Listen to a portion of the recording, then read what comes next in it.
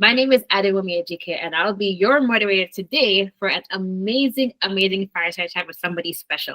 Whether you're a small business owner or a 9 to 5 person, you want to tune into this session. We have an amazing fireside chat with the one and only Nkechi. So, if you're wherever you're listening from, please give yourself a big round of applause for Nkechi. Yes, I can see all the virtual claps everywhere. How are you doing, Nkechi? How's it been? I am really great. I'm excited. I'm excited to be here. So thank you. Awesome. We're very happy to have you as well. We're just going to jump right into this beautiful conversation. AI has become a buzzword, right? Everybody's talking about it. Artificial intelligence, machine learning. I don't know about you, but it feels like everybody is an AI enthusiast on LinkedIn, right? It's like an AI evangelist. So if you had to explain to people AI, like how would you explain it to a lame person? Oh gosh. So I would say for me personally, because I have the pleasure of helping to proliferate the journey of AI and my workplace, right? It's one of my mandates. And to me, I think it's like, it's your homie. It's a bigger thinker that's available to you. We are finite human beings. And we have limited capacity. I think that AI becomes this steadfast, fast thinker, always available companion that just really helps you accelerate what you want to get done in a lot of times a very seamless way. Mm-hmm. I 100% agree. I also work in AI. I've been in the AI space for about 5 years. And every time somebody asks me, like, what is AI? I just simply say, it's like your new best friend. It helps you in ways that you didn't even know you needed help. So can you talk a little bit about your journey? It's really an enabler, because in some cases, you're not necessarily using it. You're like when we talk about best friends, it's like ChatGPT, it's Copilot, it's other tools that you kind of leverage to get things done. But if you think about how AI just generally, it has so many uses around the world, it's enabling, productivity in so many things, right? Like it's enabling. It's an enabler. And so how would you describe your own AI journey? How did you get into AI? I definitely started to use it before I got into it. Like when you say got into it, like you mean career-wise, right? Like how career-wise. I definitely started to. So I'm going to say I became a user of AI before I actually had the pleasure of having a mandate. But here's what I will say, because this is probably a teachable opportunity, because you can use it for anything, because AI is not the last of any technological advancement that's coming. Quantum computing is fast, like it's here. And so I probably about 4 years ago, as it relates to my career, through like coaching and mentoring, I latched onto this, what needs to be true in any type, like as I navigate my career and I'm thinking about picking the next roles, what needs to be true. And so for me, one of the things there were 4 things that I came up with that needed to be true. One, I wanted to be in rooms where change and transformation were occurring. Otherwise you're stuck in the yard where consequences are received. I knew I wanted to be doing things at the time in my organization that were important enough that could potentially position me at board, right? Because if the board is interested, it's pretty significant, and you're getting funding, and there's importance, and it's not a title that gets you a board. It's the outcomes that you're driving get you there, I wanted to be doing something that was scary, so I'd have to put on my big girl panties every single day. And the last one is I wanted to be doing something that would enable me to evangelize the work that I was doing outside of the 4 walls of my organization. So that's a word, enable. Right, enable. Yeah. So I want to be able to evangelize the work and help other organizations based on our experiences. So those are the 4 things that needed to be true. And I said, and the role will find me. Like, so far as I have those 4 things well defined and I start to articulate and speak about them, then all of a sudden this role is going to find me. And so it found me in two roles. One was at the organization where I was at, where I actually came up with those things that need to be true. And the other one was where I am now. I was recruited into this organization. And when I was presented with the portfolio that I have the pleasure of leading, congratulations. Thank you. AI eventually just became one of those things. And so guess what? What needs to be true? AI is driving change and transformation, definitely change and transformation. Yes. It's important at board. It definitely scares me because I don't know everything about it. And half of the time I'm like learning as I go. So I have big girl panties on all the time. And I get to evangelize, such as what I'm getting to do here today. And so it found me. I didn't find it. You know what I mean? It found me because those are the things I needed to be true. And it happens to play in that space. It found you. And I think a lot of people can attest to that, right? Like AI is literally bombarding every single industry. At some point in time, a lot of people thought they just needed to like work as a developer, work as a coder, but no, you just need to know how to use AI to do your job much more better, faster, cheaper, more effectively. Well, this is not a question that you're asking me, but I love that this could be a dialogue. So based on what you just said, to everyone that's listening, and if you are not using AI in some capacity, at least I'm going to say give it 4 to 5. Let's just aim low. 4 to 5 times a day. Okay. I thought you said a week. I'm like, a day. Okay. Yeah. No, a day. Yeah. Then you really want to really look into that. And I'll say why, because when I've been a leader for about 20 years now, and always constantly in hiring mode. And there was a time, even myself, as I used to create my resume back in the day, like, when I first started, I graduated at university, was getting into tech. I think I had to write one resume, and that's kind of got me to where I am on today. Yeah. And used to put in there that you were proficient in Microsoft Outlook. Yeah. Right? Or you were proficient in office tools, right? Like it used to be the thing. Like I know Excel.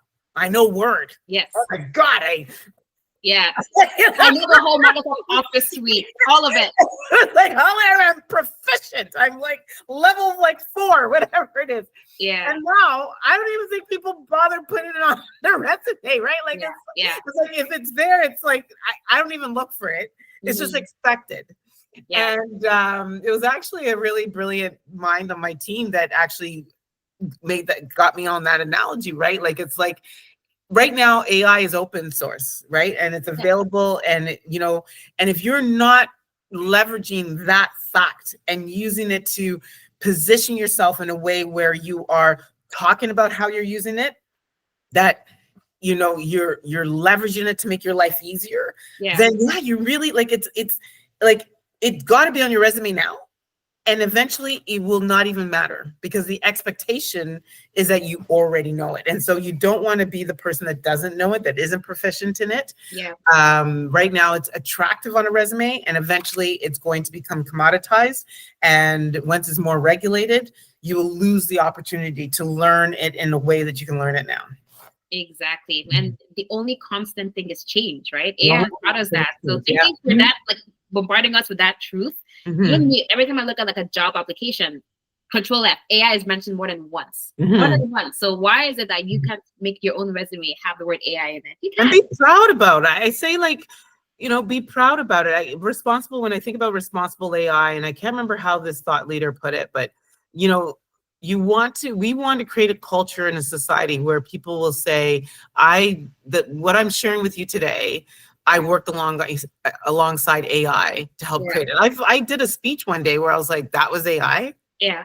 That was me. This is me. That was AI. Oh, by the way, this is me. Like, I just had fun with it. Right. Like, and so, because you still need to be the thinker in that relationship, in the sense that, AI is going to give you some information, some content really, really quickly, but it still requires you to distill it down and make sure that the messaging is appropriate. You still need to make it your own, right? So don't get everything. Right. Don't get caught in the cheese that you don't have to proofread. You got to read, you got to update, and you got to refine.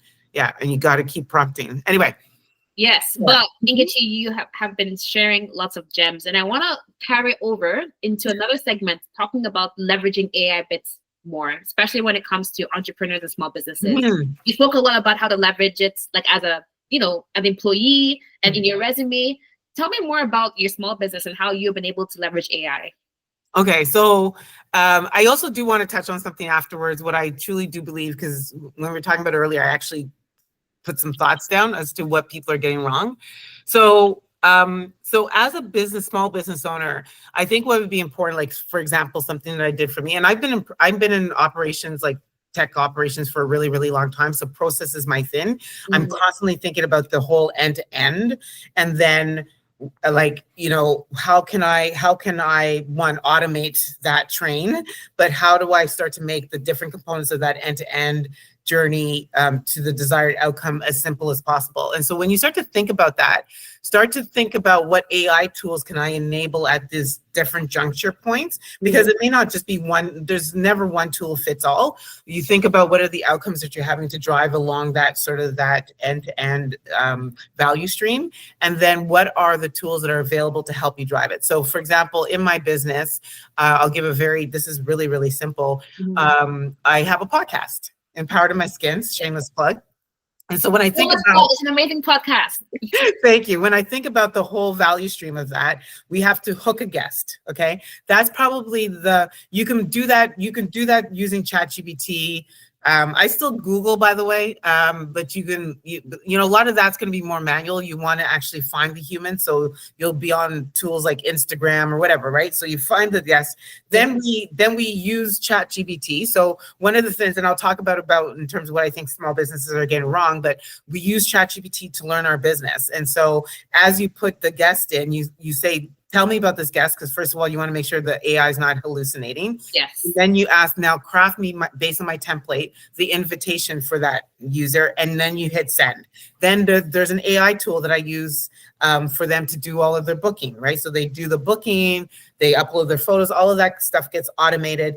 And then we use, once they're booked, then we go back to chat and say, hey, we booked the guest, this is based on them, create the interview, produce the podcast. So they produce a podcast episode. You might do some tweaks and then the podcast is human, like human touch. And then after that, everything else is kind of, there's another tool that I'm using to edit the podcast, to then analyze the podcast for show notes, for SEO, for newsletters, for, like all of that is pretty much all AI driven through a multitude of tools. And even as I was thinking about talking with my team earlier today, it's like, okay, we probably have 5 or 6 tools. There's overlapping capabilities on them. So now how do I simplify it? Because a lot of cases you're having to pay subscriptions. So it gets expensive. It can get pricey. So you'll want to eventually do that optimization once you get more familiar with the tools. But at the beginning, start to think about, there's many tools out there, and you can use ChatGPT to find out which tools are best sort of suggested for the outcomes that you're trying to drive.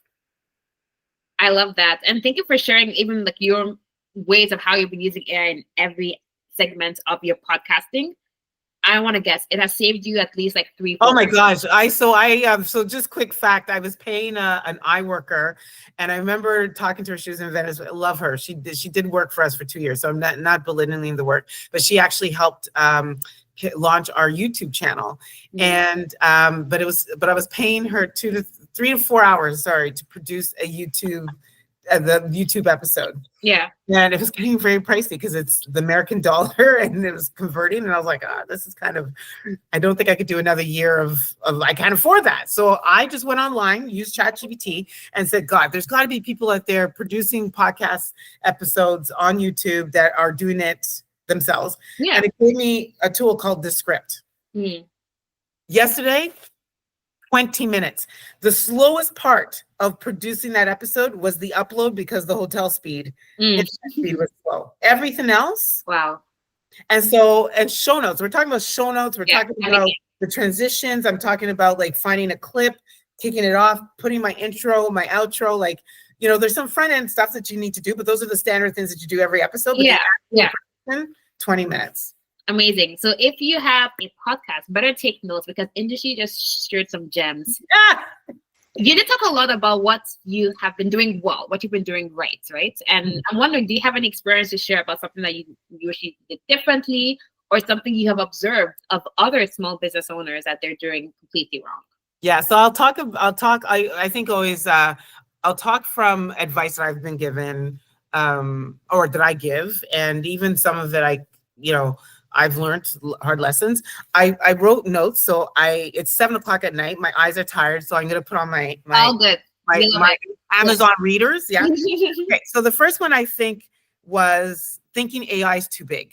Like, so small businesses often think, oh my gosh, well, I have such a small operations. AI is this big thing. It's not. Like I said, think about your value stream. That's the piece that you should sit down with your team and ideate on there. Break up your value stream, and then start to figure out what AI tools are out there. And like, it could just be starting with a chat GPT. It doesn't have to be like a bigger AI. Waiting for perfect moment to start. There is no perfect moment. Okay. There's no perfect moment. There's no when I started my podcast, I had an iPhone, I had earbuds, I had a husband, and I had a kitchen, a dining room table, and we recorded our first episode. And 336 episodes later, I'm now able to share with you my value stream and how we produce that more effectively. So there's never the perfect moment. Just start. I think we treating AI like a magic wand instead of a strategic tool, and that's also, like, I see that in my organization as well, in terms of the work that I am doing there to drive. Like, it's not a magic wand. It is, you still need to think about strategically the best way to use it. Back to that value stream, like, there isn't one size fits all. Like, really think about the outcomes specifically that you're trying to drive, and then align the tooling to that. I think so key. I don't know that Copilot does this well, but certainly ChatGPT is the boss of this. Like, if I just say, hey, chat, what's up? It's going to say, hey, Nkechi, what's up, girl? Because it's like, it knows my brand and knows, I just have to say, hey, give it context. Right? Give me context, right? Like, I can say, talk to me my professional voice, talk to me my energetic, high energy, blah, blah, blah voice. You know what I mean? Like, it can give you. So you need to teach AI the brand voice, even for your business. You have to teach it the brand voice for your business. That is so key. And you put it in once and you keep iterating on it, it's golden. Yeah. I think overlooking the power of everyday tools, like I'm probably repeating this one a bit. It's just another way of talking about right size what you need.